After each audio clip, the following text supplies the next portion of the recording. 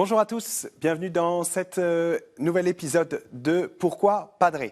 Aujourd'hui, nous avons Jean-Jacques qui nous interroge au sujet de la vocation. J'ai la vocation et j'ai le désir de devenir prêtre. Du coup, j'ai peur et je pense que peut-être je me trompe. Et quelles sont les méthodes avec lesquelles on peut discerner sa vocation sacerdotale ? Merci Jean-Jacques de te poser cette question avec courage. On ne se connaît pas et pourtant je peux te le dire, oui, tu as une vocation. Cela est certain. Quelle est cette vocation ? Tu es appelé à être saint. Autrement dit, Dieu veut te donner d'avoir part dès ici-bas à sa propre vie, donc qui s'accomplira en plénitude dans la béatitude éternelle. Il faut bien partir de là pour comprendre toute autre vocation. Dieu veut le bien de tout homme. Dieu veut le meilleur pour chacun. Je dis bien cela parce que nous avons parfois une vision erronée de cette vocation, comme si notre vie était déjà écrite dans le plan de Dieu et qu'il nous fallait deviner d'une manière ou d'une autre le projet divin pour nous. Eh bien non. Le chemin que Dieu nous offre à chacun est d'abord celui de la sainteté et ce chemin et les choix qu'il nous offre accompagnent toujours notre propre liberté et la manière dont elle se déploie dans le temps. Dieu, donc, n'appelle jamais contre la liberté de l'homme. Il vient rejoindre son désir le plus profond, celui d'être heureux, ou dit autrement, celui d'être saint.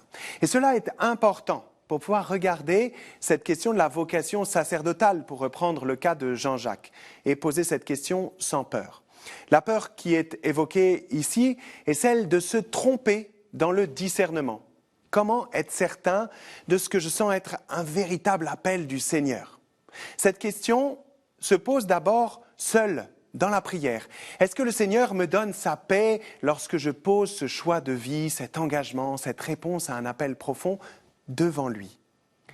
Il peut être bon pour cela aussi de prendre de vrais temps de retraite pour passer du temps avec le Seigneur et le laisser apporter sa lumière par sa parole et par son Esprit Saint.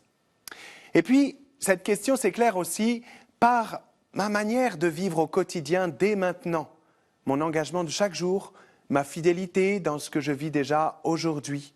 Cela est-il cohérent avec un choix plus radical ? Est-ce que je cherche dès à présent à vivre pleinement l'Évangile dans sa radicalité, là où je suis, dans mes études, dans mon travail, dans ma vie familiale et amicale ? Et puis enfin, cette question se pose aussi dans l'Église.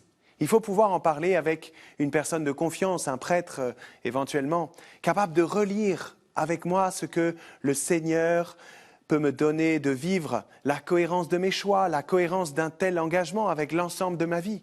Quelqu'un capable de me parler en vérité, de relever sans faillir mes faiblesses, mais aussi capable de m'encourager si nécessaire.